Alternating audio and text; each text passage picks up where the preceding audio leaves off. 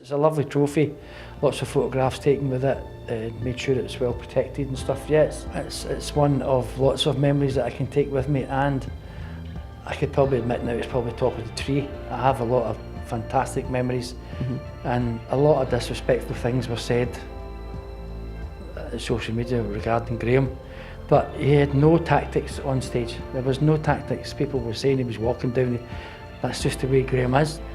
And people were asking, what did you say to him on stage? I said, I just told him.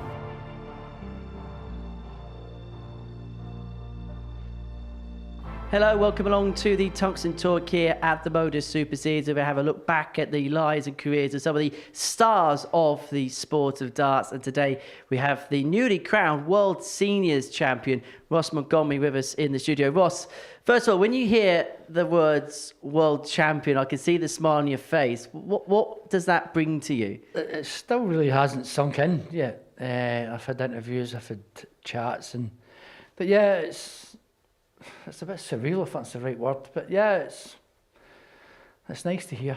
Does it take some time to sink in the magnitude of what you've achieved? Definitely. I admit it's actually not stuck in yet. I've had advice from friends of mine, players, and that's not really sunk in yet either. But it's just something that I need to progress for the rest of the year and use the accolade to my benefit, because it could probably be my last. We're recording this a few weeks on from that time. What has the few weeks been like since lifting the trophy? Local press has been nice. Same guy, Paul Thompson from East Kilbride and Daily Record. He's been interviewing me for years, way back from my days at Lakeside.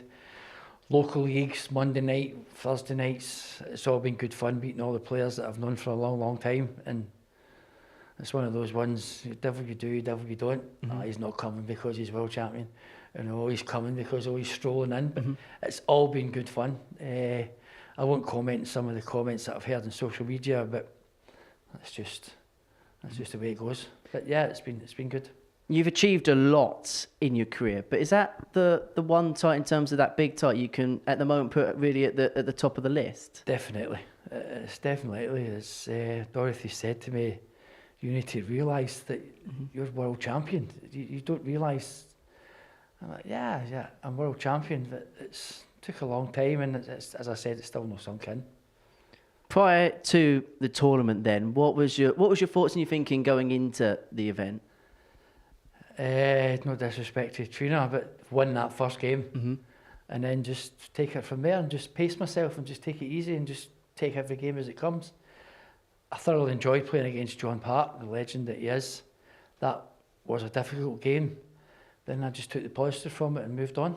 It's sometimes the key, just working your way into tournament. Once you get that first victory, then you can kind of get your teeth stuck into things. Yeah, I think I paced myself well. After the John Park game, Dorothy took me away. We went and got something to eat, quick freshen up, clean shirt, and back in the hall and get ready for the next games. And I think that helped greatly.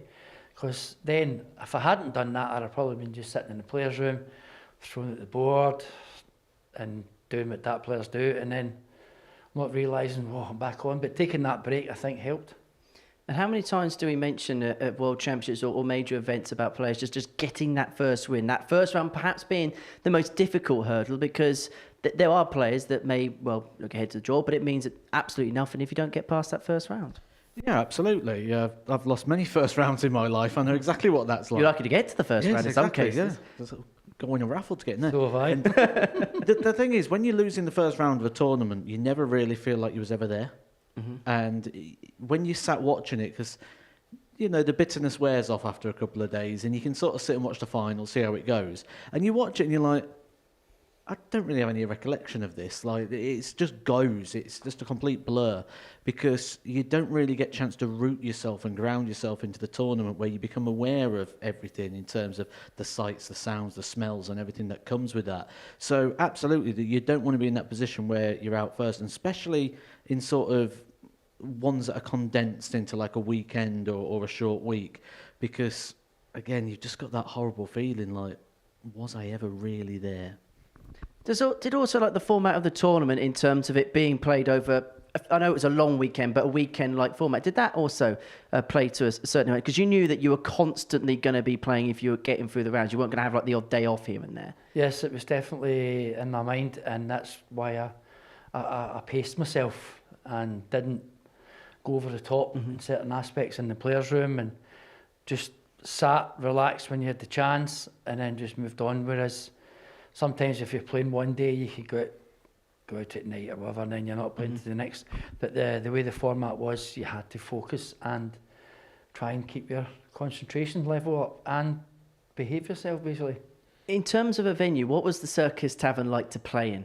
That's the first time I've ever played in the Circus Tavern, and we came down early Wednesday, and we went into the Circus Tavern to look around, and it just reminded me all the days when Bob Anderson brought the horse in, and when the PDC were playing there at first, and yeah, it was quite. I was like, whoa, it's quite a place, and it was completely different in the aspects that I remember about playing all the years at Lakeside. The Circus Tavern was completely different, and it was. I thought, oh, this could be nice, and I quite enjoyed the fact how close the crowd were, and it was good, and it felt like I felt comfortable in it, and I think going in to see it on Wednesday helped me.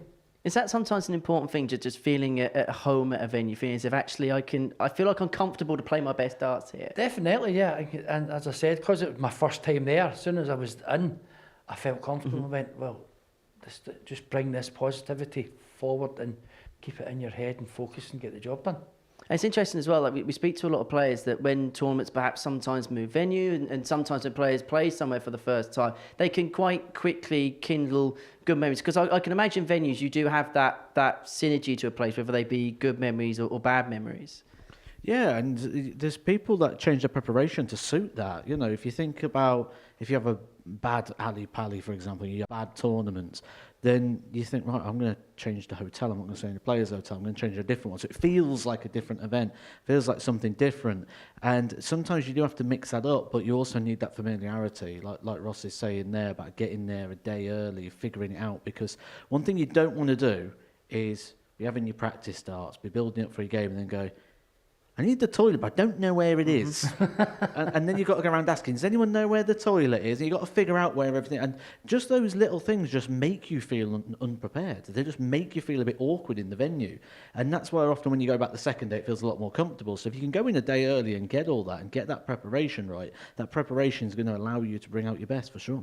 And the way that the tournament was panning out, the way that the tournament was going in terms of the way players were playing and maybe some of the way the seeds were going, as the tournament was progressing, was there a feeling within the venue and the players there that there was a real open opportunity for somebody to win this championship? Definitely, as in the players' room, as you say, things were happening, and I tried to not get involved too much with certain aspects of conversation with certain players, albeit it was all still a bit of banter in the back player room, but I tried to focus on what my job was to do and try not to get involved in anything else. Let's talk about finals day, and I can imagine that Saturday is going to go down as a very proud day, because it was tough game after tough game after tough game for yourself. I suppose what you'd expect at that stage. Yeah, definitely. After Robert and then Steve, I had to take a real massive breath and just focus and think you're in the final. Mm-hmm. And a lot of disrespectful things were said on social media regarding Graham. Graham is a nice guy. Mm-hmm. I've known Graham for a long time and we've been pals, and I've got a new nickname for him, Graham 2 for a tenner usher. Mm-hmm. It's a private joke between me and Graham, who know what I'm talking about. But he had no tactics on stage. There was no tactics. People were saying he was walking down. That's just the way Graham is. But what it done was, I took the positives from that, so I stepped back and let him do what he wanted to do, and then I moved up. And that actually helped me. And people were asking, what did you say to him on stage? I said, I just told him, just calm down, Graham, because you're a far better player than this. Don't get yourself upset. Just use your mind and play your game. And that was all it was. But yeah, it was, again, it was a bit surreal winning the game that year. I didn't think it, I'm not saying it was easy. The score didn't really dictate what the game was. The game was a lot closer than that. Only question I'm going to ask on this: was a mount made of a molehill on it? Because I suppose when you watch a game and you see the camera footage, obviously we can't hear what the players are saying and what's going on stage. All we can see is obviously what's going on in the cameras. Was something more made of it than perhaps what the incident was? Well, I don't know. I only know what people tell me. 'Cause I never watch myself. I never watch a game that I'm playing. I never listen to anything that I've said. I never listen to what's going on. But there was a few things said about when I was playing Steve. There was banter with the crowd, and that's what it was. It was banter. And then when I played Graham, there was no real animosity between the two of us. But I don't know what the commentary was saying. Dorothy had listened to it and all that. And she said, "Nah, they were fine. They were just making usual commentators' comments." But I don't really know what was going on, so I don't really listen to it. I want to know what that feeling is like. So when that winning double goes in and then you get called game shot in the match and the world champion, what was that feeling that went through your mind and went through your body at that particular moment? It was an unreal feeling because it had never ever been said to me before. I've won tournaments on stage before, but that one, it took a few minutes to sink in, and I just looked over to Dorothy and my daughter and my son-in-law, and I could see them being quite ecstatic, and then went, "Yeah, I've won it." And I can imagine as well, like how impressive as well the wins along the way. Obviously, Steve being in the semi-finals, and you had not just the way that obviously you dealt with the final, but the way the whole tournament panned out. The draw wasn't easy for yourself. You had to get some big scalps along the way. Yeah, I knew what the draw could possibly bring, and the way it came in, I thought, yeah, it helped me. It helped me keep my focus more and concentrate more and give the guys 110% respect and just go on and try and beat them. How about that trophy? It's a nice one, isn't it? Yeah, it weighs a ton. It weighs a ton. But yeah, it's a lovely trophy. Lots of photographs taken with it and made sure it's well protected and stuff. Yeah, it's a heavy trophy. Are they the memories that, when everybody starts out in sport, you want to create memories? Is that one of those moments where those pictures and lifting that, are those the memories that you can, whatever you do from here on forward, they're the memories of the sport that you can take with you? Yeah, it's one of lots of memories that I can take with me, and I could probably admit now it's probably top of the tree. I have a lot of fantastic memories playing for my country and doing lots of other things, but I think that will be top of the tree. Really is top of the tree, and I can imagine an achievement like that, particularly after how long a career that you've had, and there's a lot of players that achieve a lot in their career about having that real big success, and for Ross, that's that one we can really pin to say that's the big achievement. Yeah, you certainly notice this a lot more when you sort of in a broadcast capacity. Right now there's a tag going under the bottom of me right now telling your name and a little achievement, and with that you always think like, what's that going to say? Like, for Ross it's defined now. It's going to follow him round now for the rest of the time, where every plays it's going to come up 2025 seniors world champion, and a lot of people don't really get that tag. A lot of people don't really get the thing that they are so proud of. A lot of the time we have to sort of take a secondary prize. Oh, okay, I'm okay with that. I'm happy with this. I've won that. I've done that. That's okay. But everyone sort of sets out to be the number one in whatever code they play in, and the way to define that is who's the world champion. And Ross managed to do that this year. And of course, for yourself, Ross, we've seen you over many World Championship campaigns around various codes, obviously the World Series. Obviously, we saw you a lot of years at Lakeside. And I want to just get your assessment now that obviously you've been and you've played, and I suppose the water's kind of gone under the bridge a little bit, about your relationship with that particular tournament. How would you describe your memories of Lakeside? Lakeside was, for some reason, was always a pain for me. I don't know if I could use another description, but I would play well all year in the tour. I'd be up ranked in the top 10, seeded this, seeded that, and I'd get to Lakeside and then something would just happen, and it just wouldn't work for me. It was nothing to do with the stage, it was nothing to do with the staff that worked there or the organ.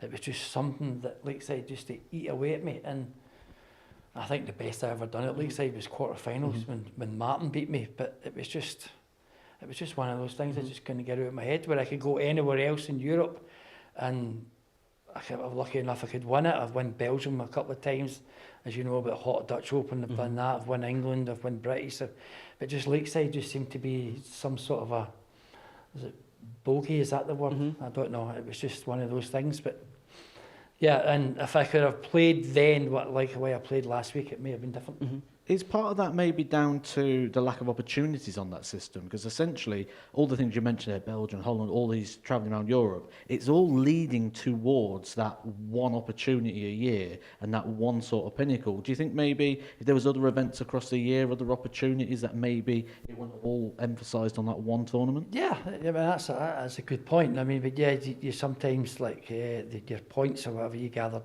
helped you in the win with more Masters, and they brought in that World Trophy tournament. I got to the final of the World Trophy one year at Blackpool, and James Dammy George Wilson beat me, and that was, again, there's all due points that you gathered. But yeah, it was all that pinnacle and gala. I'm like, oh, here we go, it's Lakeside in January. I'm like, oh. And Dorothy used to say to me, look, just focus on the game, just enjoy it. But just as soon as I walked in the front door at Lakeside, it just seemed to do something to my head. I don't know what it was, but it just annoyed me.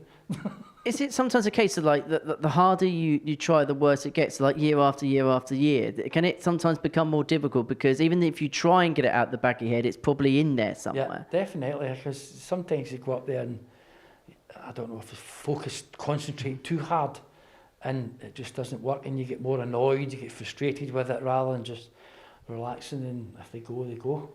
Mm-hmm. But it's maybe an attitude I have now because I'm a wee bit older. I suppose when you do get older and that, do you play with a little bit more of a, I'm not sure whether carefree attitude is the right way of describing, but you kind of understand where I'm coming from, where perhaps maybe just relax a bit more. Yeah, I definitely do get where you're coming from, because now I just take it, if I win, I win. Mm-hmm. If I lose, I lose. The better players beat me. But I know if I can get on my game, and if I can hit those doubles, I will win. It will take a great player to beat me. I think the easiest way to summarise it really is when you sort of get that, you get into like a deep level of concentration, you focus, you're trying, you're doing, when you say trying too hard, but essentially what you start doing then is you start like counting your misses opportunities. Oh, if I'd have hit this, I'd have hit that. Yeah. You start playing the game as if you are a commentator trying to do it. And what you do is you sort of get to that moment like you're trying to describe now, where you're not counting the misses. You just play, okay, that's gone. I can't do anything about that. We're going to move forward. And that's the difference. Because if you think about what darts is, essentially it's managing disappointment. Yeah. You know, 100 average, you've hit 33% of your targets. You've missed 66% of the time. Yeah. So if you're going to focus on what you're missing, you're only going to make that 66% even worse. Yeah. And you've just got to sort of essentially let it go. Yeah, totally agree with you. And that's one of the reasons why maybe 5, 6, 7, 8 years ago, I decided to stop watching my games. Mm-hmm. Because what I was doing was I was watching what I was doing wrong, rather than watching what I was doing right. And I try and say that to kids at academies and young lads that are up asking me things. Don't focus on what you do wrong, focus on what you do right. I want to talk about the Dutch Open successes, because I mean, that is a crazy tournament. You've got 3,000-4,000 people some years participating in that. To win it once, I can imagine, is some achievement. To win it twice, that must be... I mean, they must have been crazy weekends, because I imagine you're just constantly on the board. Oh, they were crazy weekends. I could have won it a third time if it wasn't for Mark McGuinney. Mark McGuinney beat me in a great final, and we dedicated it to his mother, God rest her soul. But yeah, it was crazy. I mean, you're playing from like 10:30 in the morning, and you're still playing at 5 o'clock, and that's it down to the last 64 on the Sunday. So you come back on the Sunday and play again, and there's 3,000 plus people there. It's brilliant. And the way they run it makes it easy for players that are maybe higher ranked, but it's still the way it's run. It's smooth, and you can enjoy it, and it's great. And a lot of tournaments are like Czech Opens like that. Belgium was like that, along as a lot of the British tournaments can be like that as well. And it helps players, if everything's going smoothly, players can relax and just enjoy their darts. Would it be, in your opinion, the biggest accolade you got in the BDO system, winning that? Yeah, definitely. Dutch Open, yeah. 3 finals, 2 wins, yeah. I don't think anything tops that. I enjoyed winning in the Czech Open as well. I've enjoyed winning all the Opens that I've won, but I think the Dutch Open was one of the best. One that I have never won, which I'm angry at myself, I've never won my own Scottish Open. I was in one final a few years ago and Gorham Clem beat me. But I still play in the Scottish Open. Maybe it might happen one day, but we'll see. Finally, what does the future hold for Ross Montgomery?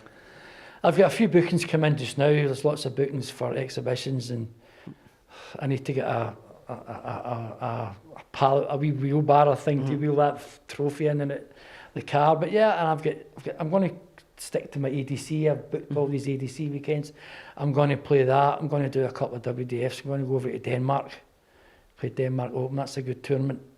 Dorothy's never been to Denmark, so that'll be nice. Going to go and see my pals over in Switzerland. Going to go over and play that. That'll be good.